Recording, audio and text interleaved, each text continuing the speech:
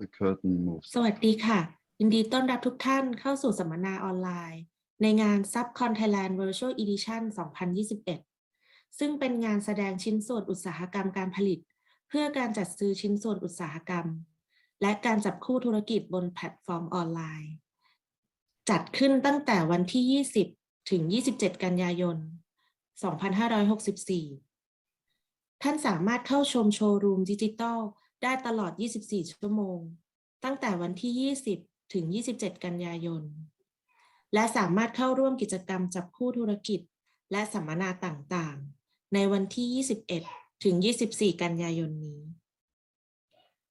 สำหรับการสัมมนาออนไลน์ในครั้งนี้หากผู้เข้าร่วมสัมมนามีคำถามท่านสามารถพิมพ์คำถามของท่านลงในช่อง Q&A ที่มุมด้านล่างขวาของจอและหลังจากจบการสัมมนาขอให้ทุกท่านกรอกแบบประเมินโดยกดปุ่ม Survey ที่มุมด้านล่างซ้ายของจอค่ะขอบคุณค่ะ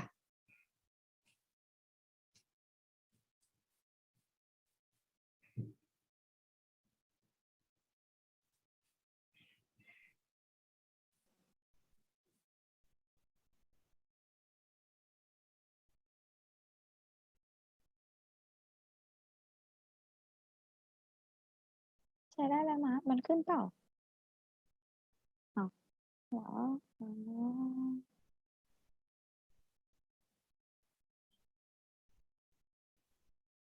๋อแล้วก็ตัวใหญ่โอเค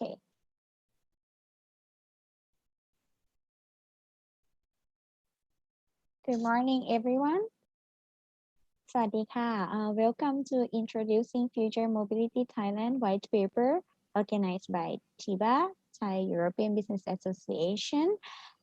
We here today with our speakers, honor speakers. But first of all, I'd like to introduce myself. My name is Piyapon Simanurak, and I'm Marketing and Government Relations Manager at TEBA. So thank you for your joining us today. This is our very first initiation of our white paper. Maybe you would like to hear more from our president. Stefan, maybe I can give the floor for you. Right, yes, I'm sure you want to hear more from us in this regards. Okay, also from my side, a very nice and good morning and welcome to the introduction of the TEBA white paper, Future of Mobility Thailand. Khun Bo already introduced me. My name is Stefan Heuer. I'm the president of the TEBA, which is the Thai European Business Association. To start with, I want to give you a short overview on TEBA, on our working groups and committees. And then afterwards, I will go straight into the introduction of our white paper. We structured the white paper in 4 clusters. You saw that already quickly on the screen about electrification and emission. This is one cluster where we have our speakers, and then we will go into the urbanization and also connectivities, and we will then later on afterwards going into a Q&A. I think that was already explained at the beginning. In case we cannot make it to address all of your questions, we will of course address this individually afterwards. All right, you see here already our logo, and I would like to introduce and talk a little bit about TEBA. TEBA was established in 2009. Here you can see this on our slide. Over the years, we built a very strong and in-depth position in Thailand, especially in the automotive industry. We established close government relation through our advocacy activities and supporting investors and businesses with the goal to generate opportunities, promote investments between Thailand and Europe. We also facilitate industrial and development policies to always with the goal to create synergies between Europe and Thai businesses. And in general, I think I can say that our members are using TEBA as a vehicle to address their ideas, their concerns and directions.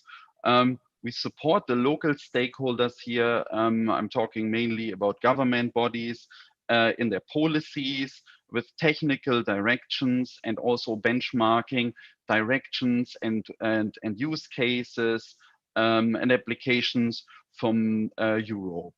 And with a strong backhold of European members here in our group, we can definitely do this. We have, of course, also a lot of activities and working groups. I will come to this in a second. You can have a glimpse of our members here. So we can quite show some strong members of the European Union. And if we move to the next slide, then I would like to talk about our working groups. As mentioned before, Automotive Working Group is a stronghold that we have here for many years. And with a very strong backing of our members, and also a very good position inside Thailand, and especially here with our advocacy with the government. We established recently a new European Aerospace Committee joint with the Franco-Thai Chamber. So this is a joint initiative where we basically use combined forces and address the topics of aerospace here in Thailand. We recently added a Smart SME working group. Smart SME is very important, not only in Thailand, but you know, the concerns here are different from big corporations, and we are focusing on this. And overarching, you can see here a new one, which is digitalization working group, where basically, and this fits also to the topic of today of our future mobility, looking into digitalization, let's say, of manufacturing plants, but also infrastructure, vehicles themselves, also topics like cybersecurity, etc., can be addressed here. That is so far my introduction. And if we move on, then I would like to introduce our chairman of our Automotive Working Group, Mr. Peter Rankel. He's the President ASEAN, Continental Automotive Bangkok. Peter, I would like to give you the microphone. Thank you very much for your time. Thanks a lot, Stefan. Thanks for the introduction, and also warm welcome from my side. And perhaps jumping directly into it on the next page, we will see the areas where Automotive Working Group is active. As Stefan said, automotive is a key topic for TEBA, or let's say the founding topic, where let's say we have a lot of active members participating. We see a variety of items where we are working together hand in hand to improve the, let's say, relationship with the officials here in the country. Next to the first logical one, which comes to mind perhaps, is EU-Thai FTA trade. I think definitely an important topic, but also the other, let's say, 4 to 5 topics are very important, which are the emissions and let's say fuel here, where let's say over time this will go more into electric vehicles. So this is where we see definitely a move towards. And then we have the other areas like road safety, having in mind, let's say, conditions or the fatalities, unfortunately, what we see every year on Thai roads. I think one of the big important areas where we are focusing. And last but not least, the 2 area taxation and investment to further grow our activities, our automotive activities, the European ones, here in Thailand for the Thai and as well for the ASEAN market. So that's in general what we are doing. And now we have said where we want to go to the future, because this is, let's say, already established since quite some time. And when we last time came together over a year ago, we said, that's ongoing activities, but where we are going more towards the future, and perhaps next page then, it's a future of mobility Thailand. So this is where we have here now started a white paper. Can we have the next page, please? Thank you. And where we are, let's say, going towards the mobility in 3 areas, which I want to explain a little bit more on the next page. And this is then the objective is the mobility in Thailand with a few of the European business. So means where we can, let's say, show good practices, best practice examples, what we have seen in Europe in regards to latest technology, where do we see some cooperation possibilities. And again, white paper is the start, but again, hopefully very soon we can have again face-to-face workshop seminars and more meetings with the government when the pandemic situation will allow us. So with this, we have built up the, I would say, direction towards 2 main areas. The one area is electrification and emission. As we will see as well in the near future, combustion engine around the topic emission is still very valid. If I have 5 or 10% electric vehicle and still 90% of my new vehicles are combustion engine, we also have to make sure that these ones are with EU5, EU6 emissions, to have clean air initiative, to have, let's say, not so much smoke, what we normally see always in Bangkok starting December till March. So here electrification emission was one topic. The other topic is what we truly believe when we talk about future mobility is connectivity and urbanization. So there is no future mobility without connectivity. And I think this we want to explain a little bit more here today in detail. And with this, I pass over again to Stefan to show us, let's say, what or to present the panelists, the speaker for the first area, electrification and emission. Thank you. Thank you, Peter. I also want to thank the contributors of our white paper to their, let's say, time spent. That was certainly not a small investment from all the sides. Thank you very much to the contributors that you just saw on the slide before. Okay, let me introduce now for the part electrification and emission, our 4 speakers. We have firstly Ms. Yupin Bunsirichan, General Manager in Corporate External Affairs Department of Mercedes-Benz Thailand. We have Kun Yupin here explaining about the emission directions and connected matters. We will later on have then Mr. Mika Shepard, President Automotive Aftermarket Asia Pacific and President Region Southeast Asia Pacific of Schaeffler Manufacturing. Welcome, Mika. Then we have Mr. Ron Sidivanasanda. He is the Government and External Affairs of BMW Group Thailand. And then you can see myself here again in my position with TÜV Rheinland. I'm the Vice President Mobility Asia Pacific of TÜV Rheinland. Yeah, I would like now to switch to Kun Yupin. Please, Kun Yupin, introduce your topics to our audience. Thank you. Thank you, Kun Stefan, for the nice introduction to our white paper on the future mobility. Good morning, all participants. My name is Yupin Bunsirichan, a TEBA board member and also the lead of Electrification and Emission Working Group. I'm pleased today as a lead of this working group. I'm pleased and delighted to give you all some introduction about electrification and emission part on what we did in the past. And I start with the electrification part first. With the global warming and the greenhouse gas reduction initiative, we all know that the electrification plays a vital and strategic part in many public policy. You see that the EU set the target for the net zero emission by 2050. As well as many other countries also set the target for the carbon neutrality in the different years. Thailand as well, we also have the recent target setting by the government.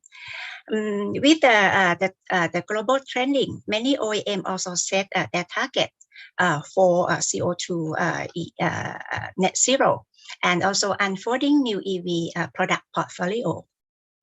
At the national level, Thailand government also set the target for the net zero emission by 2065 to 2070.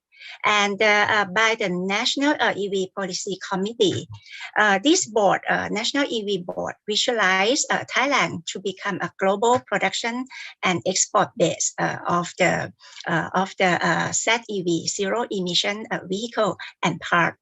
The government also set the ambitious target for the ZEV production and registration for short term in 2025, medium term in 2030, and in long term for 2035.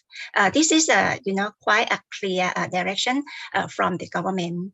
We all know that these are the ambitious targets set by the government. In order to achieve this target, we as a TEBA, we view that the supporting ecosystem must be developed. And in the position paper, TEBA outlined some policy recommendations starting from demand stimulation, supply incentivization, infrastructure development, standardization, and also human resource development in order to achieve this ambitious target. At TEBA, we strongly believe that the right set of promotion measures will bring in innovation and technology transfer into this country. And this is the holistic recommendation from TEBA. We all see that, as I mentioned before, our policy recommendation covering all aspects from infrastructure, demand, supply, standardization, human resource standardization, and which the detailed recommendation are to be given to you by the next speaker. TEBA will keep monitoring the policy development and also will conduct the advocacy meeting with the concerned government agency for addressing the policy recommendation when appropriate. So this is the introduction about electrification part. Now I would like to shift your attention to the emission part. Of course, in many countries, air pollution has been the problem, and this has become the serious concern in many countries. From the statistic, in 2020, Thailand ranked 34th place out of the most polluted countries in the world. Which means that exceeding the PM 2.5 and the NOx emission potentially cause a severe environmental concern and endanger the public health. You see that from the graph, the pollutant derivation in Bangkok, that the main contributor of the poor air quality in Bangkok is caused by the road safety. The reason why, because over 10 million cars run in Bangkok. So far, as the recommendation, TEBA suggests the government to take comprehensive approach for the resolution. Especially from our transport sector, we encourage some measure for all car management.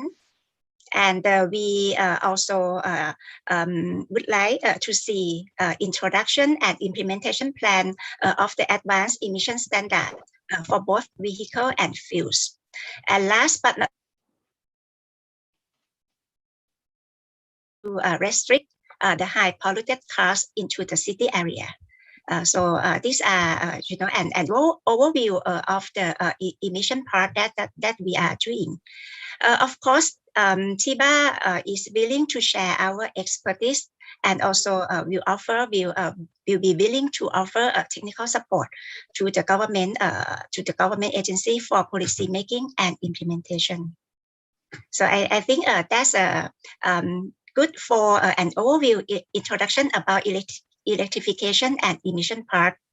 So I would like also to shift this stage to Kun Mika, who will give you some more insight about the infrastructure of electrification. Kun Mika, the stage is yours. Thank you. Great, good morning. Thank you very much. So my name is Michael Shepard. I'd just like to share some update regarding the infrastructure plans and also some benchmarks compared to some other countries. So if we change to the next page.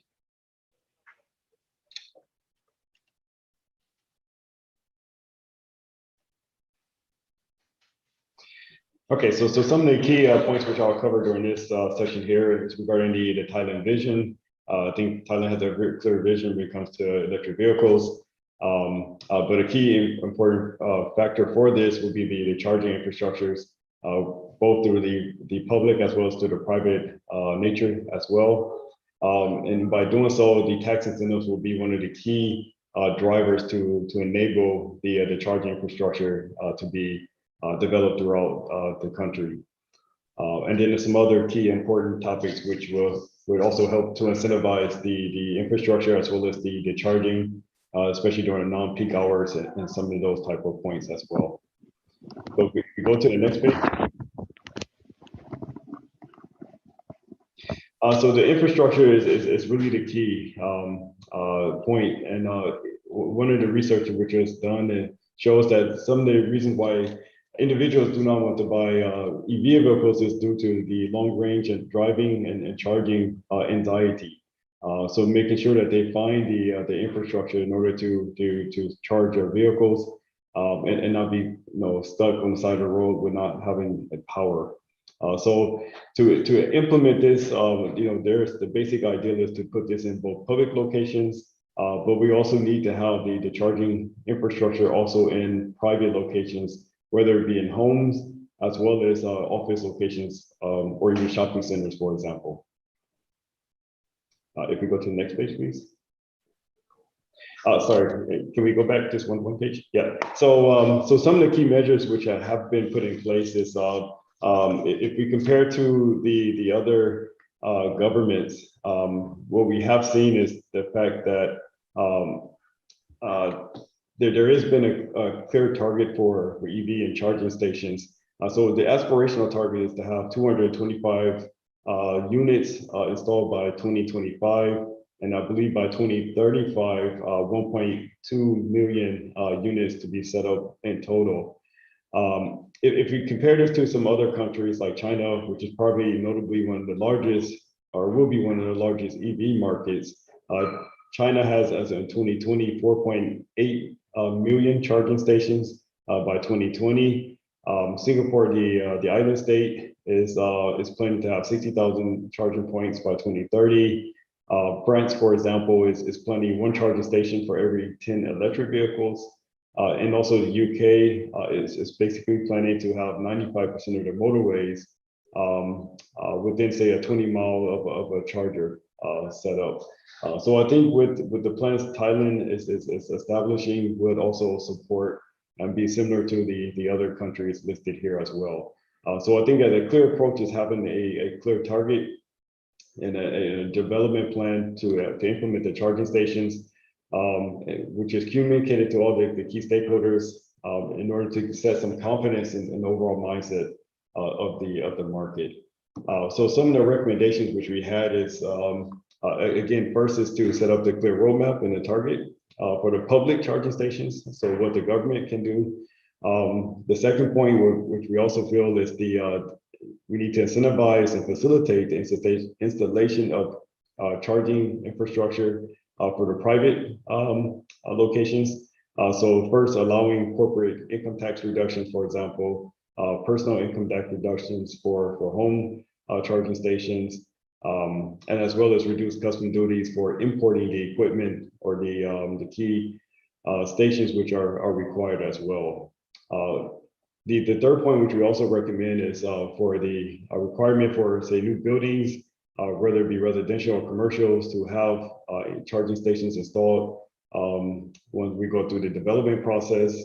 And then long term, which is the last point, which would be maintain the long-term electricity costs, low electricity costs for both the plug-in hybrid as well as the charging stations. Whether it be using the green energy from solar, hydro, or wind, in order to help supplement the charging costs for the electricity going forward as well. Okay, so that's ends for the section regarding infrastructure. I'll pass on to the next colleague. Thank you.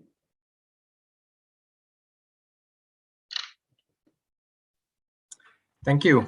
I'll be touching on the demand and supply side in relation to the electrification and emissions, and the recommendation or suggestions that TEBA come up with when it comes to the demand and supply side.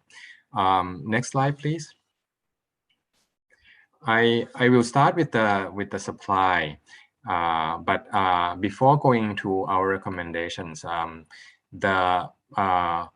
what we can observe from the current market is that people are still hesitant to switch to electrified vehicles, whether it is a plug-in hybrid or a pure electric vehicles. There are still certain concerns when it comes to switching. So nowadays, the cars with traditional combustion engines might have certain, let's say, certain weight to it when you compare between traditional combustion engine and electrified vehicles.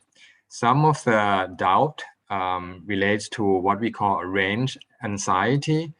The users who are considering the switch would ask oneself, what is the range that they can travel? Where can they charge? How long would it take to charge? And also a very upfront question is that the cost of buying electrified vehicles might be higher than comparable traditional combustion engine vehicles. So there needs to be certain, let's say, certain support to address all these question anxieties in order to make electrified vehicles comparable to the counterparts or the traditional combustion engines. So if you move to the next steps, from the supply side, one of the key things that the supply side incentives can help in, let's say, putting more weights on pure electric vehicles or plug-in hybrid vehicles is to make it on a same, let's say, same level, same comparable from a cost perspective at the same price tag as combustion engine. So this can be done by quite a number of things, and these are what TEBA sees that could be the important factors that the Thai government can actually explore in order to make electrified vehicles at the same level as a combustion engine. Currently in the Thai market, we don't have that many choices to choose from when it comes to electrified vehicles. We see normal hybrid vehicles for quite some time, but plug-in hybrids and battery electric vehicles are still limited as a choice. Now, what we need is more productions, especially local production, so that the price of electrified vehicles can come down to a comparable level as combustion engine vehicles. And we the very first thing we can do to increase more production, local production, is to provide production incentives. And production incentives, this could be in the form of BOI investment promotions, could be in the form of tax promotions for excise tax structures that favors more locally produced electrified vehicles. And actually, the vision has been set as has been mentioned by Kun Yupin earlier, that Thai has set up a very ambitious targets of producing local productions of EV to be 30% in 2030. Now, first, the production incentives. We already see that in the form of BOI investment package for electrified vehicles in Thailand. We would also like to see an open supply chain, meaning not only the productions of the vehicle itself, but an promotion to for the supply chain or EV component, electric vehicles component, whether it is the batteries, whether it is the motors, whether it is the battery management system, the drive control units, or even other components that go into that can be shared between electrified vehicles and combustion engines. So an open supply chain in the form of investment promotions, in the form of let's say less stringent requirements in when it comes to local component would be a suggestion that TEBA would point out. And then the third point that we wanted to point out from a production point of view is for the Thai government to adopt what we call a set of simple regulations. Set of simple regulations, meaning that it would allow the OEMs and component producers to choose the right component to produce in Thailand, the right technologies and the right production process. In the early stage of EV productions, they might start small. They might start with the easy production process, the easier components that can be localized, that can be shared among electrified vehicles and combustion engine vehicles. But it is a very important step to start small, to start with something very easy first. So in the very early stage, the OEMs and the component suppliers would be looking for a simple regulations, simple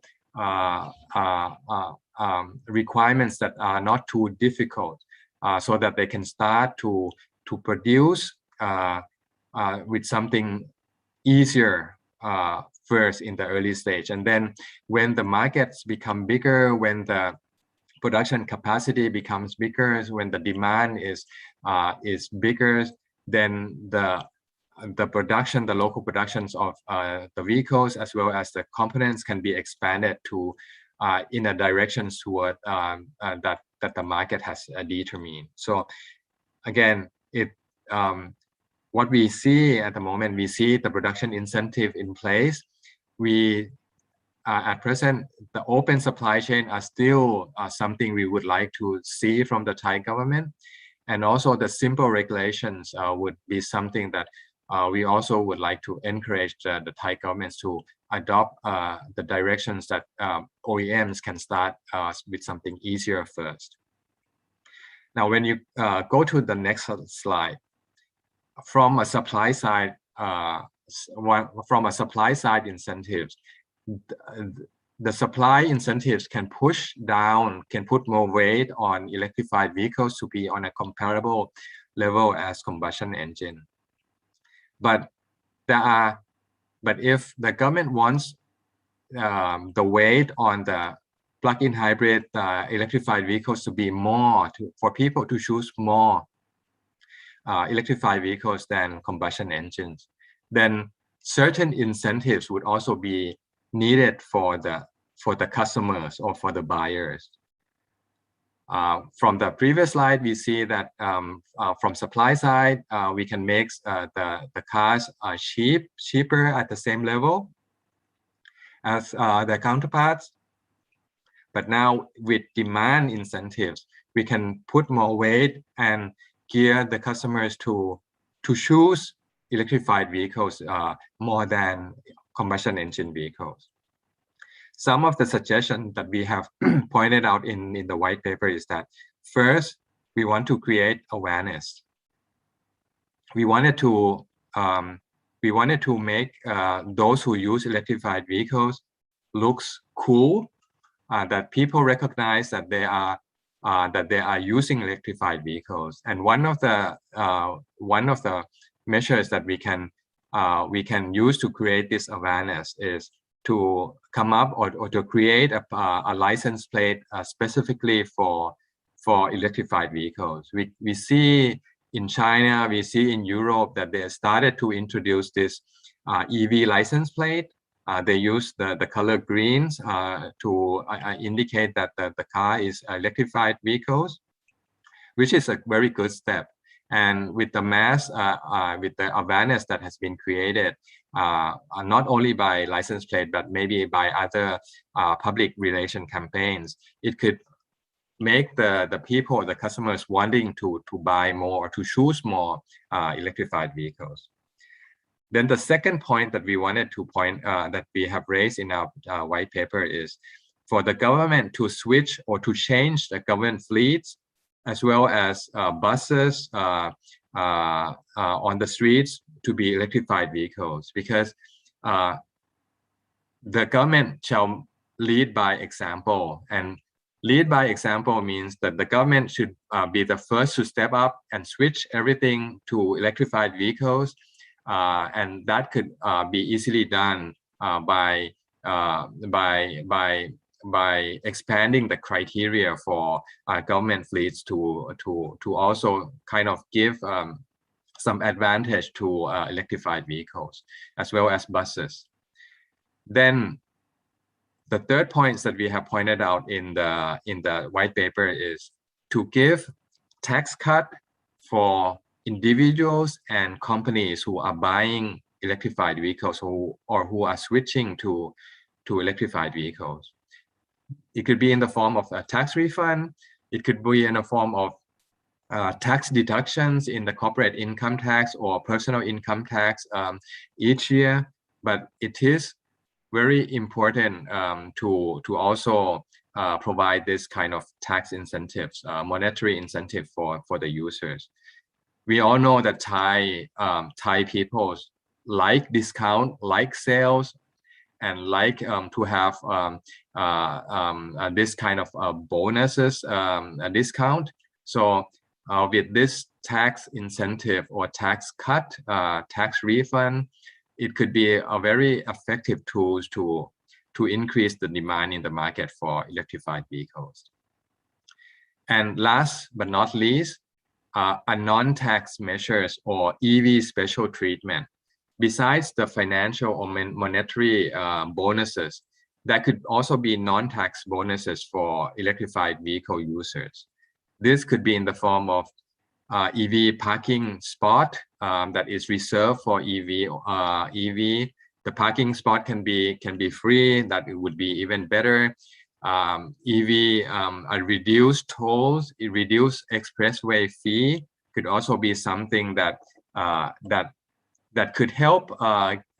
It is a small thing, but it could give the users of EV as a kind of a bonuses that they receive from switching to EV, and that is some little things that can be given to as an incentive, a non-tax incentives to the EV users from the demand side. So I think that's pretty much the supply and demand side that I would like to point out, and that can find more details in our white papers that can help promote the EV users in Thailand. Thank you very much. Thank you very much, Kunron. Now it's my turn. I will make it brief and short because it's about regulations and standards.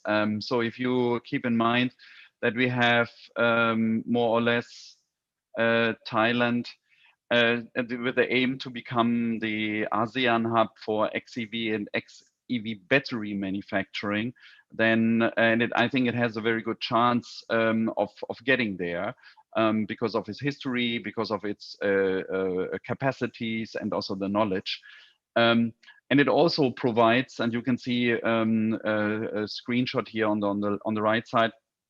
It provides a very unique local automotive testing facility, which is the Automotive and Tire Testing Research and Innovation Center from the Ministry of Industry. This is supposed to also be completed by 2023, and this is certainly very unique in ASEAN. So with this, I think Thailand is equipped with the industry, with the knowledge, maybe not completely with the knowledge, but let's say with capabilities of going in this direction, and also with testing facilities which are important.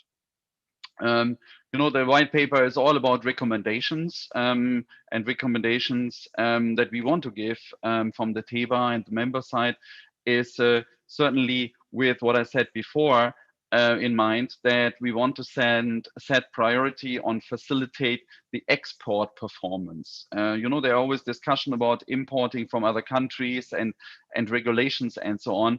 But I think Thailand has here the chance with this testing facilities and the knowledge to attract, let's say, local type approval testing, which means also that it could be more cheaper for companies to do local testing here and then focus on their export performance. Yeah, we are still missing implementation of WP29 under the 1958 agreement and adoption of UN regulations and also the recognizing of reports and certificates. We heard this from Kun Ron just before. He was also going in this direction. So basically, this is one of the basic steps that we would need to achieve. And if we go back to the EVs, and also to the electric motorcycles, which also belong to this, then we really recommend implementation and acceptance of the regulation, which is there, the UNR 100, or for two-wheelers is the 136. Without additional local adoptions, because that would make it really complicated also for the import and also for the export if you would need to balance between different regulations and maybe local adoptions and so on, because it will also be very costly to do additional testing and finally certification on those components and on the vehicle as well. I don't want to go into details of the regulation here. You can find more details in the white paper, of course. Also, we see ASEAN MRA was signed. We are encouraging Thailand also to demonstrate leadership in the AAC, the ASEAN Automotive Committee. I think there will be a lot of setting there. Discussions will be done, and I think Thailand needs to show the shoulder and also like the strong commitment in the automotive industry, because Thailand is the strongest partner of this block here. And this is, of course, also in regards to the XEVs here. And then, of course, what we want to see is that Thailand is also accelerating to list the knowledgeable technical services. So basically the technical arm of the government in order to go into the Thai type approval authority. That's all from my side. I think we need also to catch up a little bit time. There will be more details in the white paper, of course, that we will also be able to circulate very soon. We are in the last touches there and more in there. So I want to continue now with our speakers and we go to the next part. Again, we will hear Mr. Rankel, and also I want to introduce Mr. Joseph Hong. Joseph Hong is our TEBA Vice President. He is Managing Director of Robert Bosch Thailand. So we will start with Peter. Please, Peter, we will hear from urbanization from your side, and then the connectivity is taken over by Joseph. Correct. Okay. Thanks a lot, Stefan. And very interesting to hear Battery Hub. I guess there will be an interesting competition between Indonesia, who is pushing battery production in ASEAN as well with the raw materials, and Thailand, who are coming more from the technical side. So it's interesting to see. The race is on in ASEAN, who gets more battery business. Coming to urbanization connectivity, I would say urbanization is more a driving force for connectivity. So means urbanization, what you see here is also happening right now dramatically in Thailand. 2020 is a flip point around where we have more people living in cities in Thailand compared to countryside. So in the past, you've seen not so long ago, 2/3 of the population were living more in the countryside. And now we are moving very close, let's say, or very fast towards 2/3 living in cities. And this is what you see on the right side at Bangkok now. It's over 10 million since, let's say, 2018, even larger metro Bangkok is it already since a longer time. And a lot of, let's say, cities going into the 1 to 5 million and 500,000 to 1 million. And this urbanization is now driving as well the needs for connectivity as well. Next page, please. So what we see, and again, this is why we are here at TEBA with the European knowledge, what we have is Paris, with London, hours of congestion. On the other side, looking to Bangkok, I think before the pandemic, everybody experienced that Bangkok has no problem to compete against, for example, London with traffic jams. I think Bangkok is much better here in regards to creating traffic jams.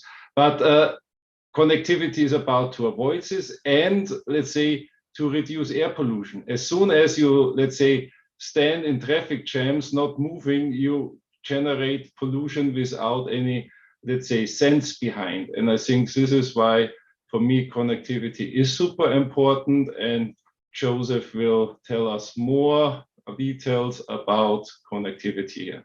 Joseph, the floor is yours. Thank you very much, Peter. And just picking up then on your messages about urbanization and where connectivity then plays a part, it's clear that urbanization, of course, results in more and more people coming to the cities. And of course, with that concentration of vehicles inside the city creates a lot of congestion and so on. So looking quickly into some of the benefits, of course, from connectivity. One, of course, is on safety. Yeah? With connected vehicles, then the expectation is that vehicle safety, road safety would be much improved. And this is clearly a priority of the industry and also the government. And the second one is with improved connectivity through an intelligent transport system. Thailand can see a significant benefit in terms of productivity driven by reduced traffic congestion. There are also many other benefits with regards to, for example, vehicle distancing, redistribution, integration of GIS mapping, which could give the drivers forewarning to avoid potential traffic or accident-prone situations well in advance. And with reduced traffic congestion, of course, brings environmental benefits as well in terms of reduced emissions. And with the introduction of more and more autonomous driving features in the cars, this can also achieve higher fuel efficiency, reducing situations of high acceleration and deceleration and reducing fuel consumption. Now, regarding available technologies for enabling connectivity in the vehicle sector, of course, there are certain standards, for example, like the traditional Wi-Fi. However, it has clearly shown that it has limitations, especially for new applications of vehicle connectivity, especially regards to robustness and safety. There are other innovations that present opportunities, for example, like LTE V2X, which is a variant of 4G that can connect vehicles to the cellular network and support V2X communications productively and reliably. It's cost-effective because it can be deployed at scale, and it's compatible with existing infrastructure. Aside from this, of course, are the upcoming technologies, which I think we already know. 5G is already being rolled out, and that is another technology that can be evaluated. Of course, the goal now is to find out how to deploy these technologies to increase road efficiency and safety, stimulating the creation of a bigger roadmap for the rollout of vehicle-to-vehicle communications countrywide. Now, there are still many questions surrounding technical and marketing applications. I think the private sector, of course, is focused on their own self-development with the expectation that the community will develop in parallel. And one key task is to conduct a comparative analysis of these technologies and point out the advantages and disadvantages of each of them. The added ability to receive real-time updates over cellular networks and establishment of direct car-to-car communication will round off the solution from the community perspective. Another aspect to consider then with increasing connectivity of the vehicles and the environment is cybersecurity. So to the next slide. And clearly, safety is a key focus for the automakers, and ensuring it remains a top priority in the context of connectivity presents ongoing challenges for all the players in the industry. And this is something that clearly has to be addressed, because as connected cars become more ubiquitous, more and more cars connected and communicating with each other and with the environment, the amount of data that is generated and stored becomes much more critical. They become more like personal assistants, and in the future, cars would know much more about us, our driving habits, where we go, and so on. They could become extensions, for example, of our mobile phones. So the criticality of ensuring cybersecurity becomes even more and more important, I think, for both the public and the private sectors. And highlighting here are 6 points, which are considered as key pillars to consider to enhance the protection of connected and automated vehicles against cyber threats. So in the interest of time, just to close with some recommendations, which can be found in the white paper. The recommendation is for the government to drive measures for rapid change by establishing a National Automotive Industry Development Committee who is responsible for coordinating and driving the plan for change forward. This responsibility should cut across silos and should be a centralized and unified approach for creating policy measures. It must also be aligned and integrated with policy development related to electric vehicles, as both e-mobility and connectivity are key pillars of the future of mobility.